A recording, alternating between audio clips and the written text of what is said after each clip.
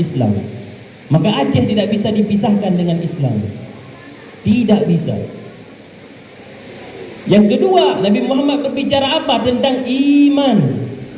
Tentang Islam, syariah apa? Yang tersebar di Indonesia ini adalah ada satu mazhab namanya sekolah, namanya mazhab Syafi'i.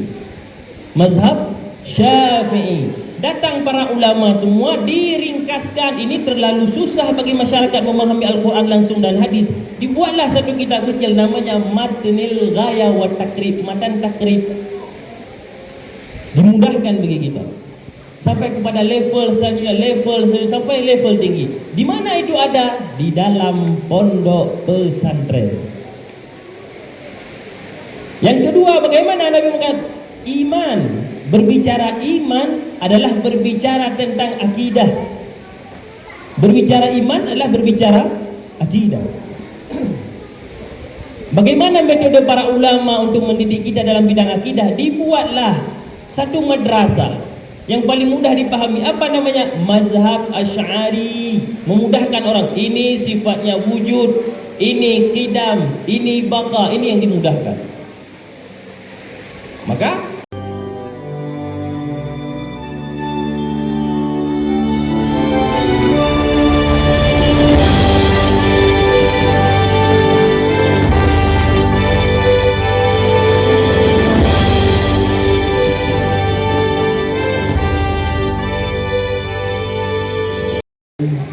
Assalamualaikum warahmatullahi wabarakatuh.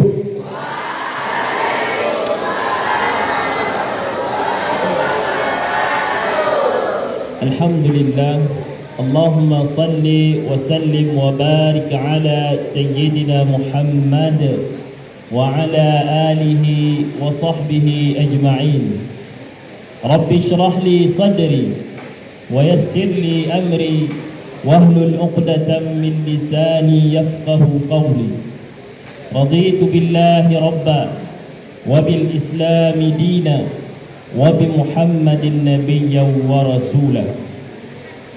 Yang pertama sekali, marilah sama-sama kita puja dan puji kehadiran Allah Subhanahu wa taala. Di mana Allah Subhanahu wa taala masih memberikan kita kesehatan.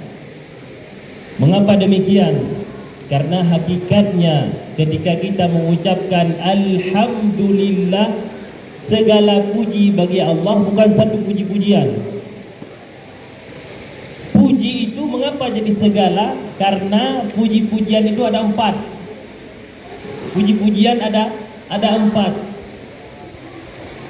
Puji-pujian Allah, memuji diri Allah sendiri, kembali kepada Allah.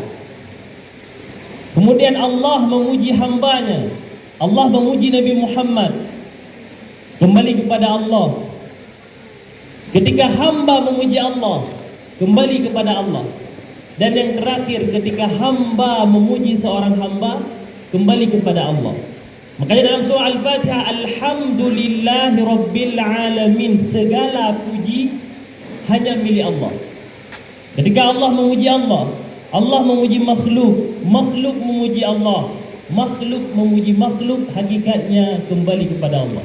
Marilah sama-sama kita memuja dan muji kehadiran Allah Subhanahu wa taala. Wajib. Kemudian salawat kepada Nabi Muhammad sallallahu alaihi wasallam.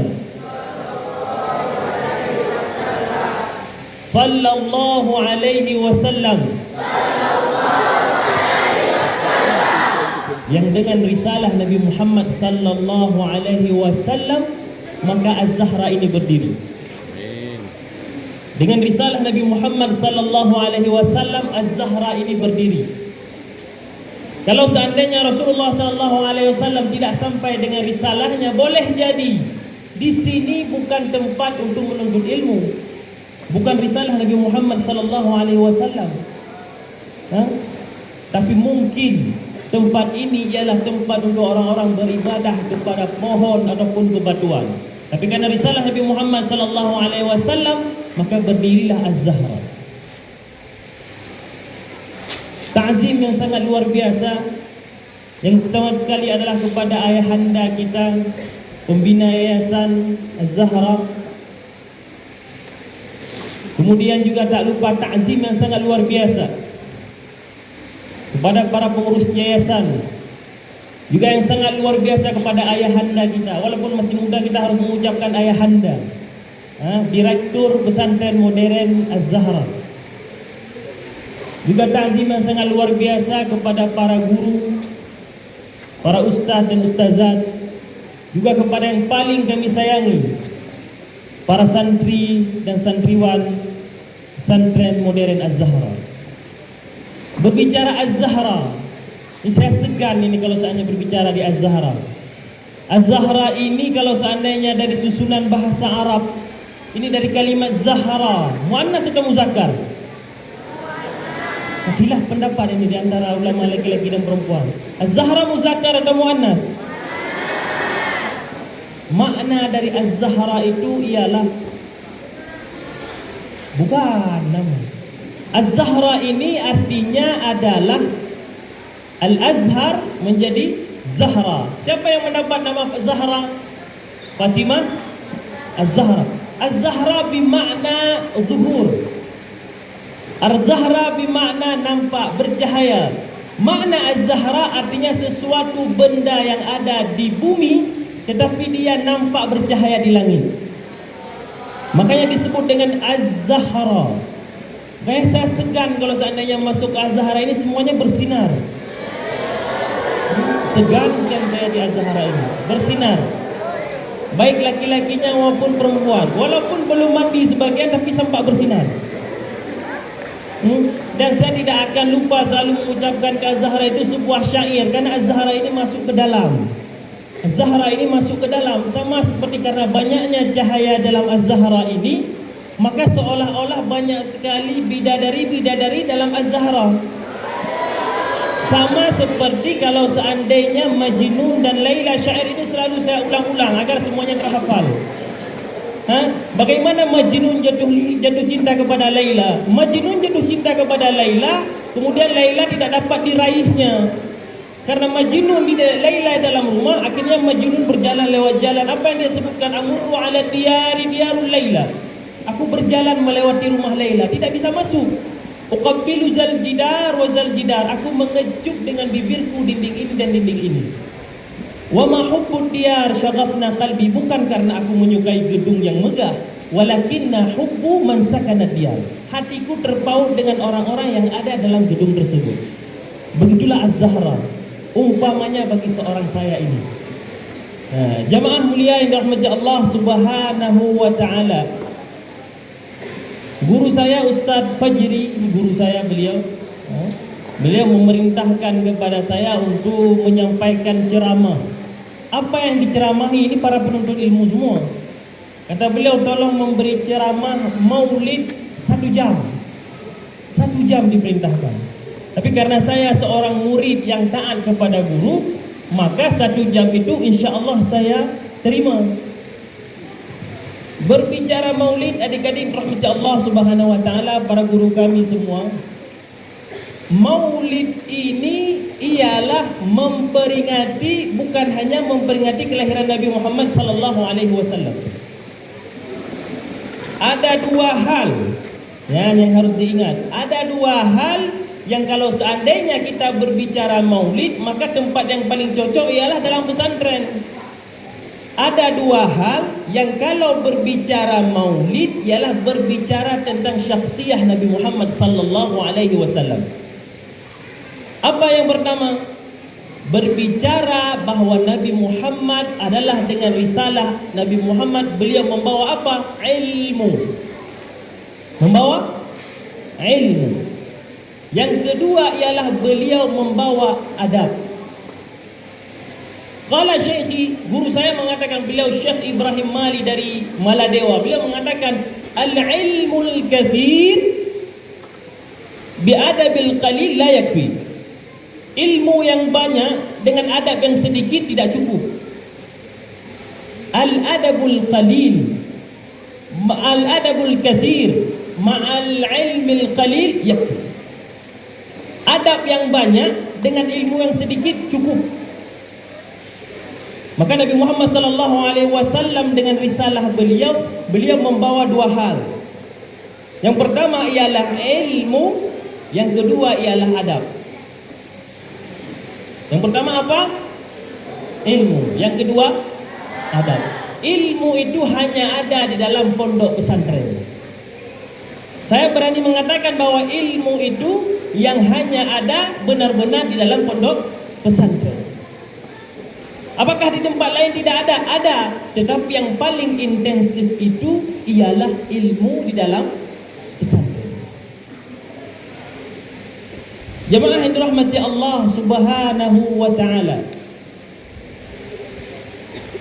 Kalau berbicara konteks daripada keilmuan, semua keilmuan itu terpaku di dalam hadis Jibril alaihi salam. Apa bunyi hadisnya? Apa bunyi daripada hadis Jibril? Suatu ketika Nabi Muhammad sallallahu alaihi wasallam didatangi oleh seorang yang sangat bagus pakaiannya. Tidak nampak daripada orang ini itu bekasan perjalanan yang jauh. Makanya datang kepada Nabi Muhammad bertanya, "Akhbirni anil Islam." Sampaikan kepadaku tentang Islam. Kemudian orang ini menjawab, Islamnya begini, begini, begini. Kemudian Nabi Muhammad mengatakan, "Shadaq." Benar. Para sahabat terkejut bagaimana Nabi bertanya, kemudian membenarkan, kemudian takjub sahabat ini. Kemudian Nabi Muhammad, akhbirni anil iman. Akhbirni anil iman. Nabi Muhammad bertanya tentang iman. Kemudian Nabi Muhammad bertanya kembali, akhbirni anil ihsan. Akhbirni anil ihsan. Tiga hal yang Nabi Muhammad tanyakan. Islam, apa ini berbicara Islam? Berbicara Islam berarti berbicara fikih. Berbicara Islam berarti berbicara fikih. Apakah di sini ada belajar fikih? Ada. Berbicara Islam, berbicara fikih. Bagaimana cara kita berwudu, bagaimana cara kita bersedekah, bagaimana cara kita berzakat, berhaji dan sebagainya.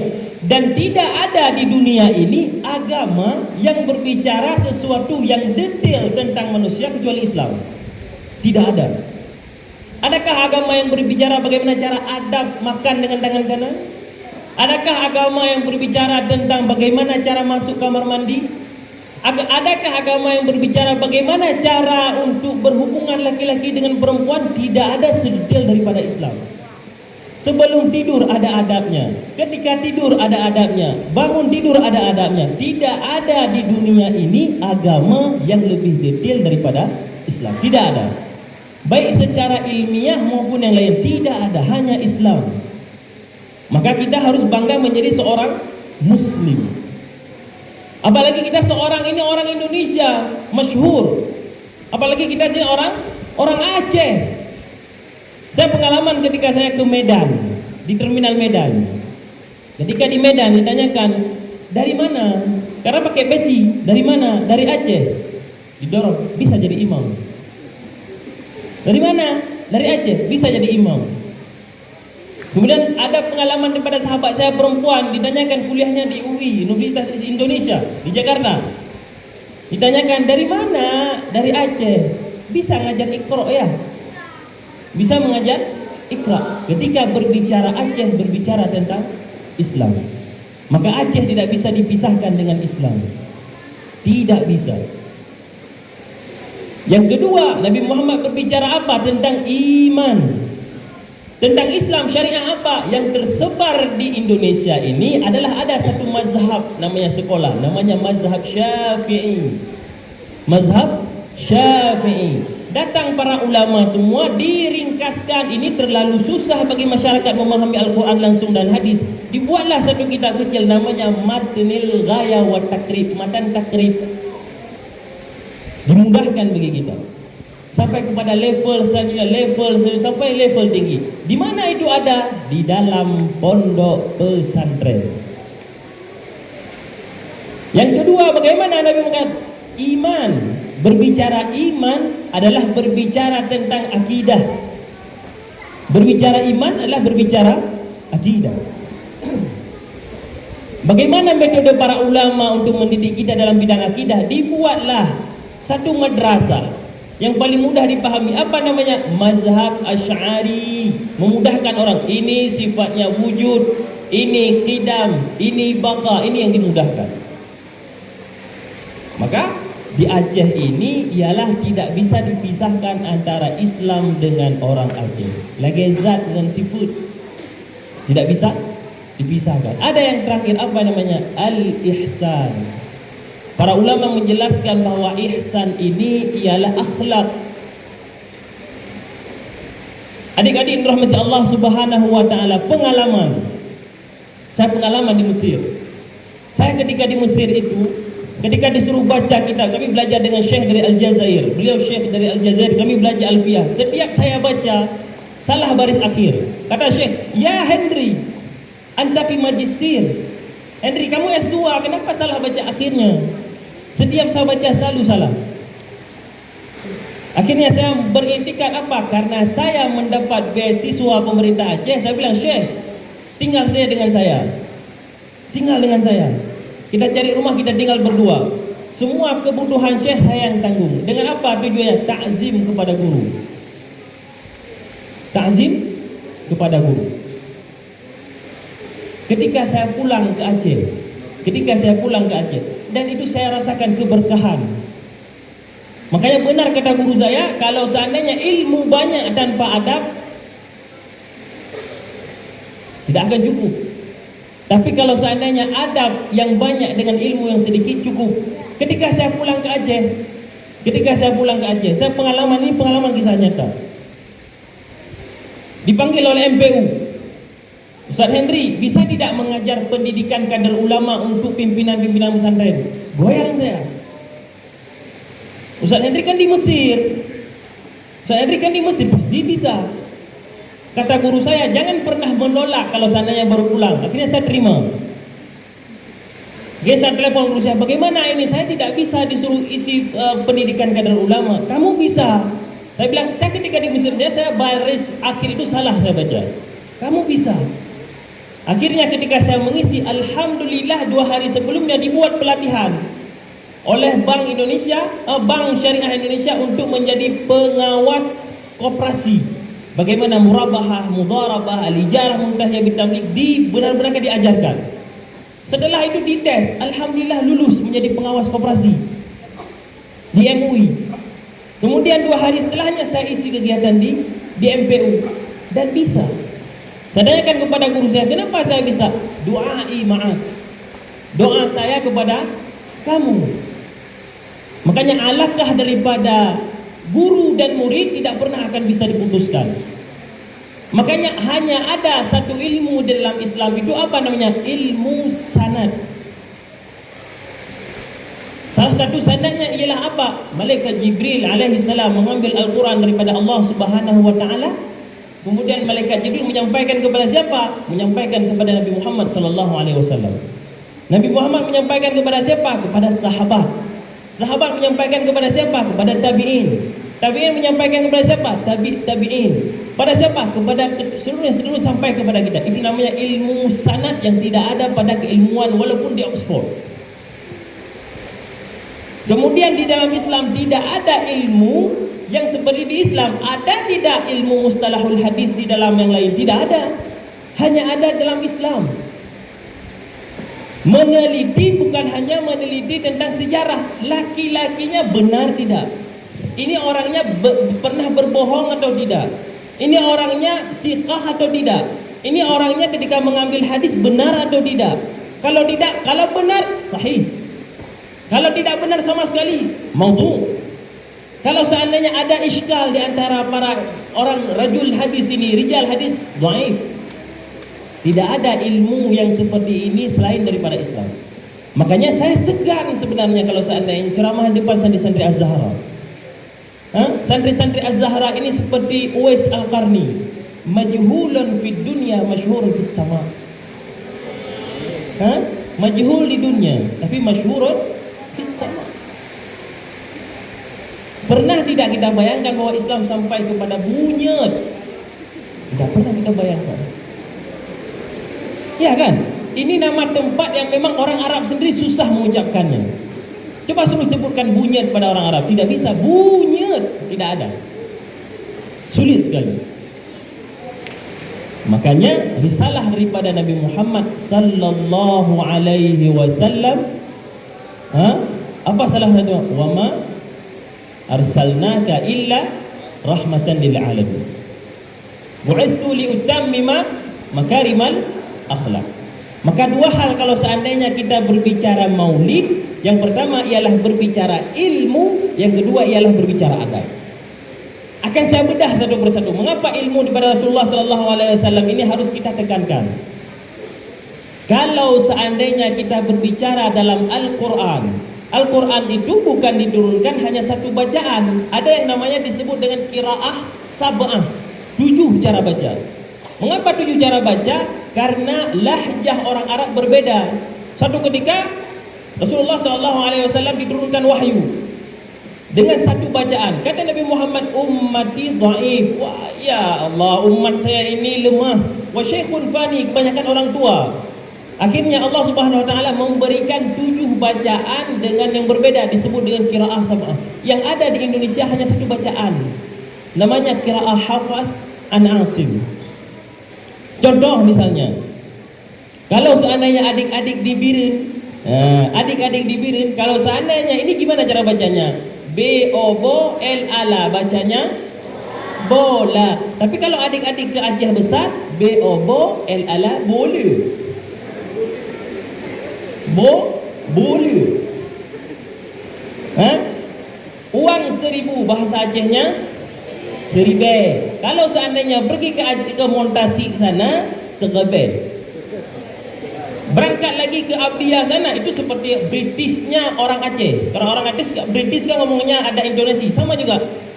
Bino, hana lagi kan. Dalam bahasa Aceh saja ada lahjahnya. Dalam Al-Quran juga ada lahjahnya. Karena masyarakat susah membaca Al-Quran dengan berbagai sebab, diturunkan Al-Quran dengan 7 gaya baca. Disebutlah qiraah sab'ah, bukan MTQ. Semua menyatakan bahwa kenapa di Indonesia hanya satu bacaan? Karena di sini adalah di bawah Turki Utsmani, disebarkan Al-Quran hanya satu saja. Kalau seandainya adik-adik ke Aljazair atau ke Maroko, itu bacaannya waras, tidak ada terkik dalam ra, bacanya ra, enggak ada ra, tidak ada tebal tapi tipis.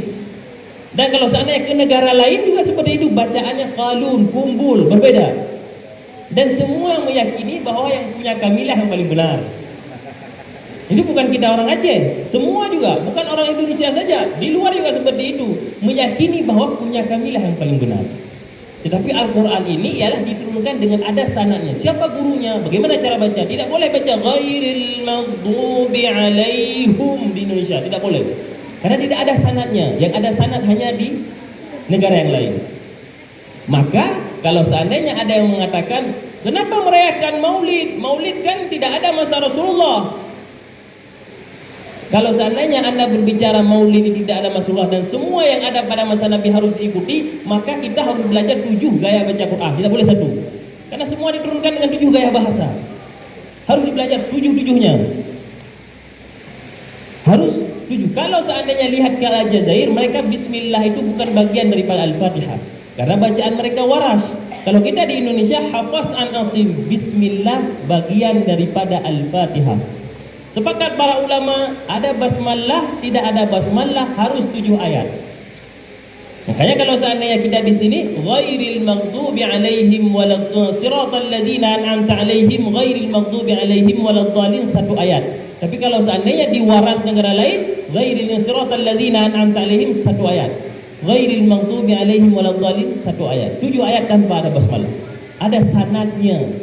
Dalam bacaan Al-Quran kita orang Indonesia ada sanadnya, ilmiah.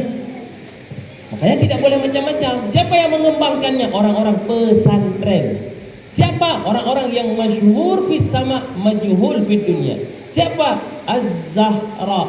Benda yang di langit itu bercahaya kalau dilihat dari langit. Makanya disebut Az-Zahra.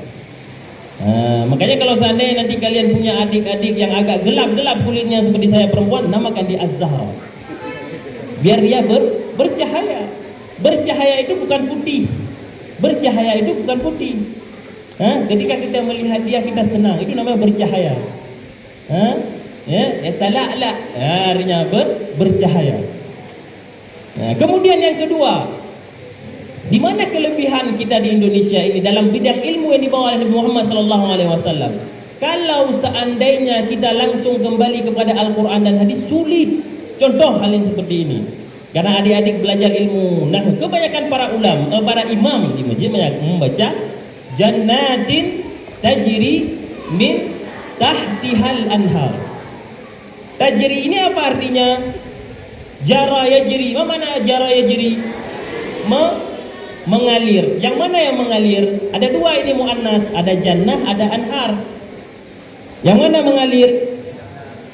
Anhar. Kullu jam'in muannasun. Setiap jama' itu adalah muannas. Kalau seandainya imamnya membaca jannatin tajri, salah. Mengapa? Karena tajri ini punyanya anhar. Kalau seandainya membaca jannatin tajri, berarti artinya surga yang mengalir. Subhanallah.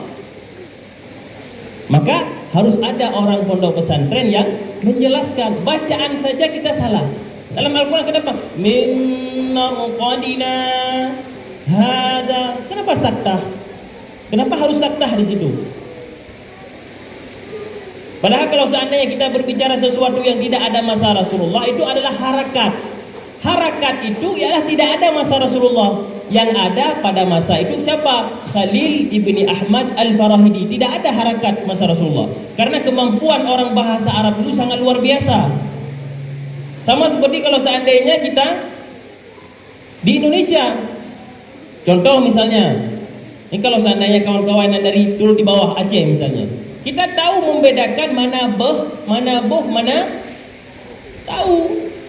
Tapi karena kemampuan orang dulu sekarang sudah banyak orang non Aceh, dibuatlah bentuk yang kalau boh ada tanda, kalau boh ada strip. Begitulah Al-Quran. Dulu tidak ada baris. Karena banyaknya orang dari Persia, banyaknya dari orang Rum, banyaknya dari orang daripada semenanjung yang lain non Arab masuk Islam, maka dibuatlah harakat baris. Ketika dibuat harakat baris, maka terjadi masalah.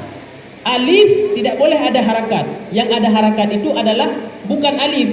Maka dibuat huruf yang baru yang bukan pada Rasulullah, namanya huruf hamzah. Dari mana huruf hamzah?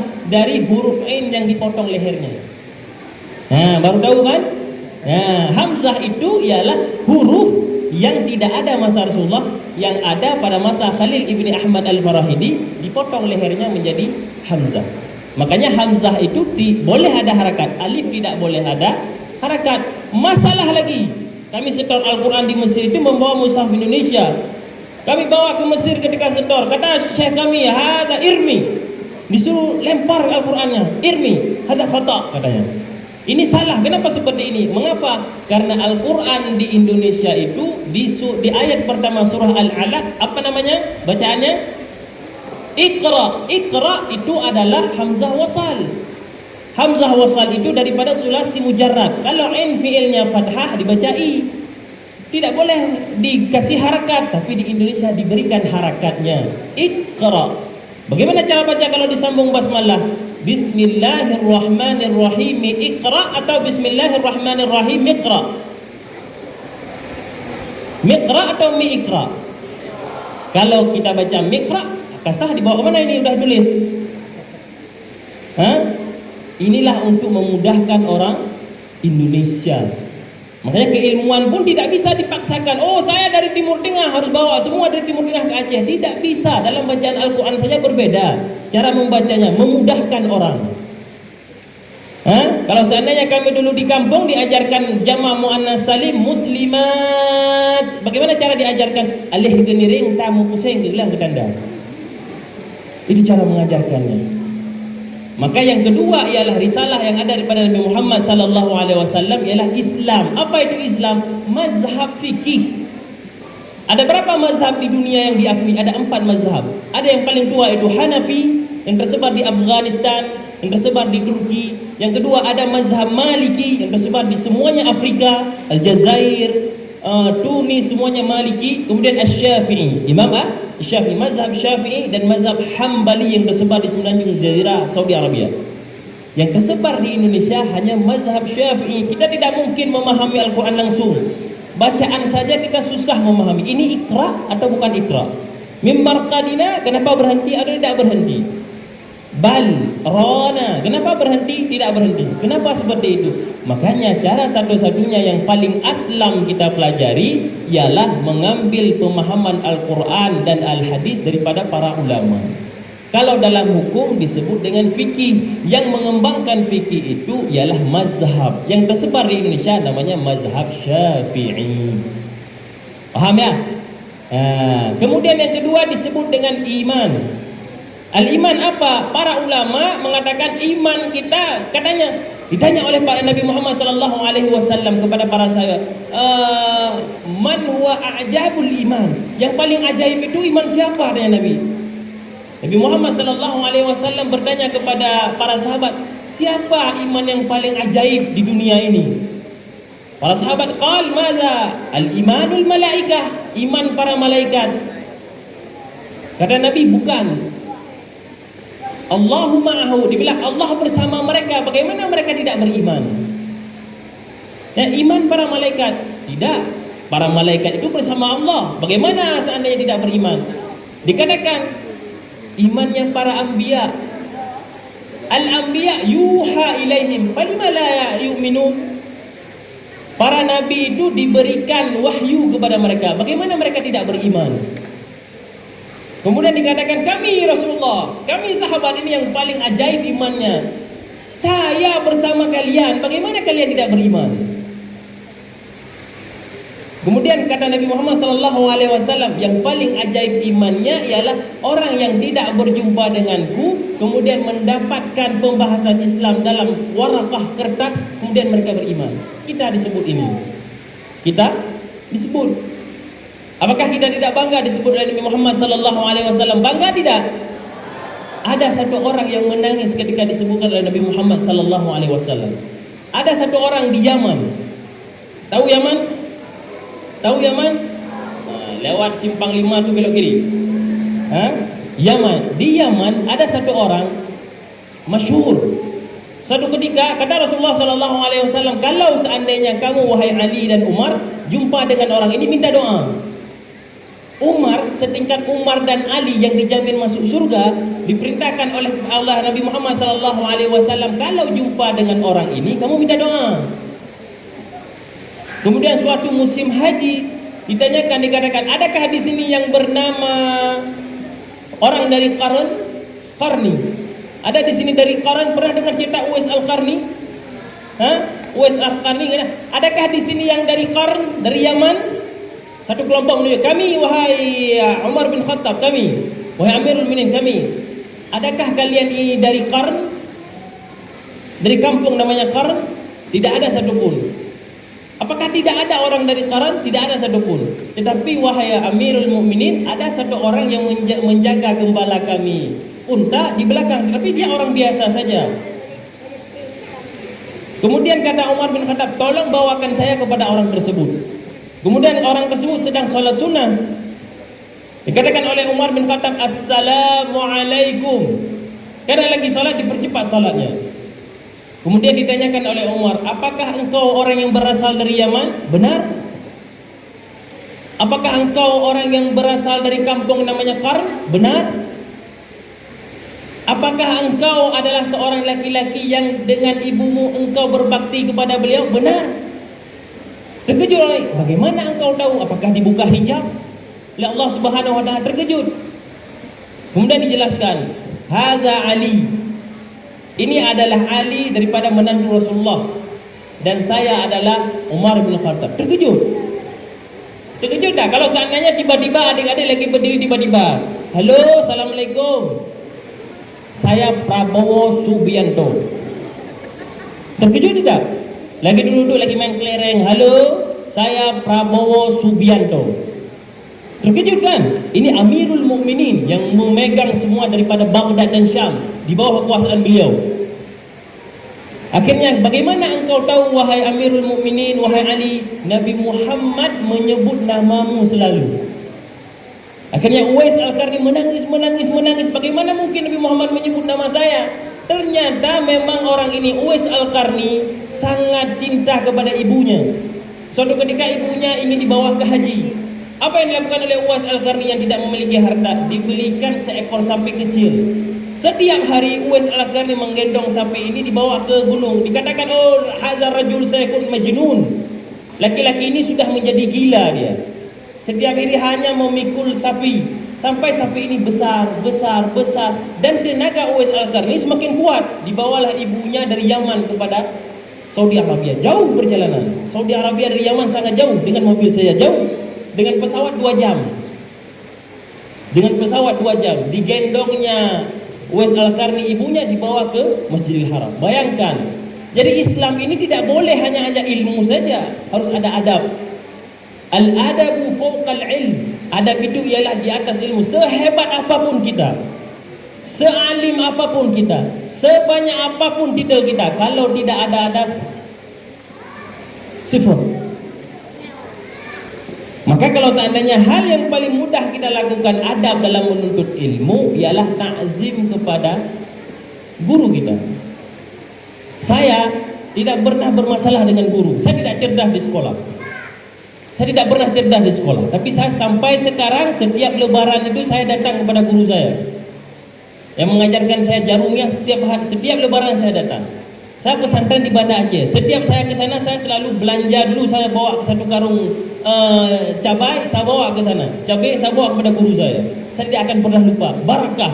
Saya percaya kepada berkat. Siapa kita yang hari ini bisa ceramah di depan Az-Zahra? Tidak ada. Siapa hari ini? Tidak ada. Fihi barakah. Dan sampai sekarang saya sebelum berangkat, boleh ditanyakan kepada orang kampung saya. Ini pengalaman yang harus adik-adik ikuti. Setiap saya pulang, sebelum berangkat, saya kerja di kampus. Saya mengajar.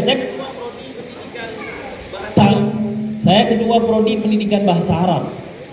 Sebelum saya berangkat ke kampus, saya tetap akan datang ke rumah ibu saya ataupun ibu saya sedang di masjid.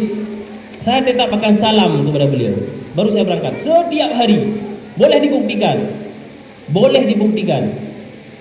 Saya percaya dengan berkah kata orang. Saya sangat percaya. Maka adik-adik rahmati Allah Subhanahu wa taala, kalau berbicara ilmu kita sudah cukup di Aceh ini. Ada semuanya.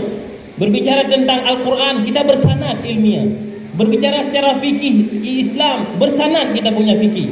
Berbicara tentang iman, kita dibuat metode oleh para ulama, namanya mazhab Asy'ari yang tersebar di semuanya di Asia Tenggara. Diajarkan bagaimana cara mengetahui Allah ini. Wujud harus ada. Kalau seandainya Allah tidak ada, maka itu bukan Tuhan. Kalau seandainya dia didahului oleh tiada, maka itu bukan Tuhan. Harus didahului oleh ada. Kalau tiada, baru kemudian ada, itu bukan Tuhan. Kemudian diakhiri dengan tiada, juga bukan Tuhan.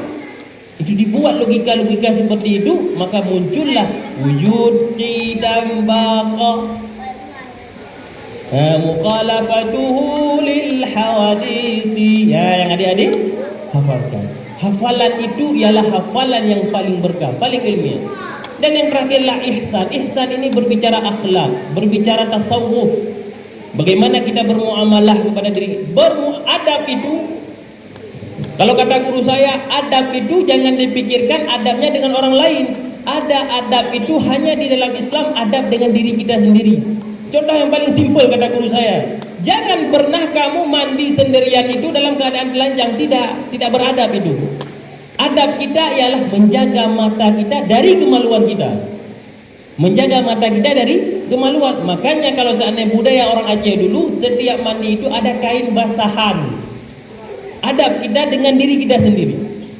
Bayangkan dalam Islam itu ada adab dengan diri kita sendiri, baru adab dengan orang lain. Adik-adik, para jamaah yang dimuliakan Allah Subhanahu wa taala, berbicara maulid ini berbicara barakah. Pernah adik-adik dengar satu syair yang sering disenandungkan, Maulaya salli wa sallim daiman abad. Siapa pengarangnya? Siapa pengarangnya itu? Syair ini yang ketika ditaklukkan Baghdad oleh bangsa Mongol, semua kitab dibakar habis. Yang tinggal hanya satu kasidah ini saja. Amin tadhakuri jiranin bidi salami mazastada ma'an jarafin muqlatin bidami. Apa namanya disebut dengan qasidah Al-Burdah. Mana dengar qasidah Al-Burdah? Pernah dengar qasidah Al-Burdah? Qasidah Al-Burdah ini ialah dikarang oleh yang bernama Imam Al-Busairi. Suatu ketika Imam Al-Busairi ini kena sebuah penyakit yang disebut dengan syalal. Syalal itu ialah mati sebelah. Imam Al-Busairi ini mati sebelah, anggota tubuhnya tidak bisa bergerak, sebelah lagi bisa bergerak. Kemudian suatu ketika kata para sahabatnya, mungkin untuk mendapat barakah, coba engkau tuliskan syair-syair untuk memuji Rasulullah. Dibuatlah satu syair namanya Qasidah Al-Burdah. Dengan tujuan apa Burdah? Burdah ini belum diberi nama. Suatu ketika ada di Suriah itu disebut dengan darwish. Darwish itu ialah orang yang dia itu sangat tasawuf tetapi tidak memakai pakaian yang bagus, pakaian compang-camping, disebut darwish. Orang-orang di Suriah itu ada orang yang tidak ingin berkekalan dengan dunia, mereka memakai pakaian compang-camping. Kemudian darwish ini bertemu dengan Imam Al-Busairi, katanya, bagaimana kabar dengan kasidahmu? Yang pertengahannya amin tazakuri jiranin bidi salami. Terkejut Imam Busairi, bagaimana engkau tahu? Bagaimana engkau tahu aku menyandungkan kasidah ini? Aku dikabari oleh Rasulullah sallallahu alaihi wasallam. Suatu ketika saat itu beliau menulis kasidah Burdah ini, beliau bermimpi berjumpa dengan Rasulullah. Rasulullah sallallahu alaihi wasallam kemudian mengambil kain yang berwarna hijau, ridak hijau, itu disebut dengan burdah. Diambil burdah ini diberikan kepada Imam Busairi. Maka ketika beliau bangun maka sembuhlah sakit yang diderita oleh Imam Busairi. Maka disebut kasidah ini disebut dengan Qasidah Al-Burdah. Maka berbicara tentang maulid Nabi, memuji Nabi, ini sesuatu yang sangat luar biasa. Sidang hadirin yang dirahmati Allah Subhanahu wa taala. Di akhir, karena beliau memerintahkan saya 1 jam, tidak boleh lebih. Saya ta'zim kepada guru saya, ini Ustaz Fajri. Dibilang Ustaz Fajri 1 jam, saya 1 jam. Tidak boleh lebih, karena ada acara inti setelah ini. Ini yang sangat ditunggu-tunggu, acara makan-makan. Bayangkan, saya suatu ketika berbicara maulid, ada satu ulama besar di Mesir itu mengarang sebuah kitab tentang maulid seluruh dunia. Maulid seluruh dunia. Dituliskan ialah maulid di Indonesia. Ditulis dalam, saya baca ketika di toko buku, ada satu negara namanya Indonesia. Di sana itu melakukan maulid itu 3 bulan berturut-turut. Saya baca, di mana ini? Saya, ini bukan Indonesia, ini kampung saya, ini Aceh. Kami orang Aceh itu memuliakan Nabi Muhammad itu bermaulid 3 bulan berturut-turut. Hampir 4 bulan. 4 bulan bahkan. Bagaimana kita ini bermaulid kepada Nabi Muhammad sallallahu alaihi wasallam? Tidak ada negara lain seperti kita. Makanya orang Aceh itu ada satu sifat yang disebutkan embong betul ditanya orang Aceh. Benar tidak? Ada sombong sedikit kita orang Aceh. Saya beri contoh. Kalau seandainya kita orang Aceh pergi ke warung makan, makanannya enak, tapi pelayanannya tidak enak, kita besok tidak akan datang lagi. Itu kebanyakan daripada orang Aceh. Makanya kalau seandainya Islam di Aceh ini menusuk masuk ke dalam darah-darah kita. Adik-adik rahmati Allah Subhanahu wa taala, ilmu harus dicari selama masih muda. Saya kadang ketika lihat seperti ini, saya berharap bisa muda kembali. Laita syababa ya'ud yauman. Muda itu tidak akan kembali lagi. Hafalan tidak akan bisa hafal lagi. Kita hafal hari ini, besok lupa. Tapi adik-adik percayalah, kata guru saya, la yujadu syekhun faqir. Di dunia ini kalau seandainya ada orang yang betul-betul mengaji, belajar betul-betul, tidak akan fakir. Mustahil, kata beliau. Mustahil. Kami bertanya ketika pengajian di Mesir, ya Syekh Hisham Kamil, doktor dalam bidang fikih, mungkin tidak setelah kami menuntut ilmu nanti kami menjadi orang fakir? La yujad syekhun fakir. Tidak akan pernah kalian dapatkan seorang syekh itu fakir, mustahil. Tapi harus benar-benar. Tidak ada bisa. Kemudian yang kedua ialah harus dengan adab. Muliakan guru kita. Yang pertama sekali yang harus kita muliakan diri kita sendiri. Harus diri kita. Allah berikan mata untuk kita muliakan mata. Jangan lihat yang tidak perlu. Allah berikan mulut. Jangan katakan tidak penting. Makanya beliau seorang ulama besar di Indonesia, Profesor Dr. Quraish Shihab, apa kata beliau? Diam itu emas. Diam itu emas. Jangan engkau berbicara sesuatu yang tidak engkau ketahui. Jangan semua yang engkau ketahui itu engkau bicarakan. Kata beliau. Jangan yang tidak engkau ketahui engkau bicarakan. Dan jangan semua yang engkau ketahui engkau bicarakan.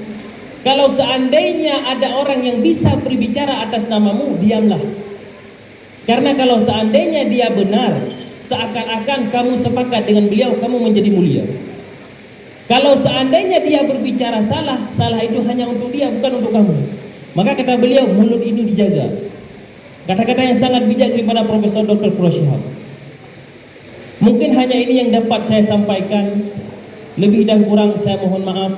Ya, tidak banyak yang kita bacakan karena ini semuanya para ulama, calon-calon ulama semua. Hanya saja ulama hari ini wajah-wajahnya dia agak mulai lapar. Kalau dalam hukum fikih itu, kalau seandainya kita belum makan makruh salat, maka makan dulu baru salat. Apakah lagi hari ini wajah-wajah kelaparan semua ini ya? Ya, di belakang wajah-wajah kelaparan semua. Baik, sebelum kita akhiri ini, marilah kita berdoa kepada Allah Subhanahu wa taala, semoga acara yang sangat mulia ini berkah. Acara yang mulia ini berkah. A'udzubillahi minasyaitonir rajim. Bismillahirrahmanirrahim. Alhamdulillahirabbil alamin hamdan yuwafi ni'amahu wa yukafi'u mazidah. Ya Rabbana lakal hamdu wa lakal syukru kama yanbaghi li jalali wajhikal karim wa 'azimi sultanik. اللهم إنا نسألك رضاك والجنة ونعوذ بك من سخطك والنار. اللهم إنك عفو كريم حليم تحب العفو فاعف عنا يا كريم برحمتك يا أرحم الراحمين.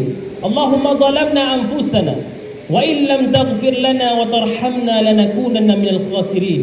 ربنا آتنا في الدنيا حسنة وفي الآخرة حسنة وقنا عذاب النار. وصلى الله على سيدنا محمد وعلى آله وصحبه أجمعين والحمد لله رب العالمين. الفاتحة. أعوذ بالله من الشيطان الرجيم. بسم الله الرحمن الرحيم. الحمد لله رب العالمين الرحمن الرحيم مالك يوم الدين. إياك نعبد وإياك نستعين. اهدنا الصراط المستقيم صراط الذين أنعمت عليهم غير المغضوب عليهم ولا الضالين. صلى الله وسلم على النبي سيدنا محمد وآله وصحبه أجمعين. الله صلى الله وسلم على النبي سيدنا محمد وآله وصحبه أجمعين.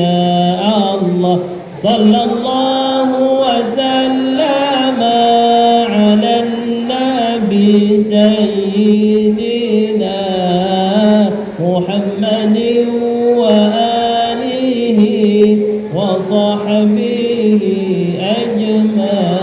أجمعين. أقول قولي هذا. السلام عليكم ورحمة الله وبركاته.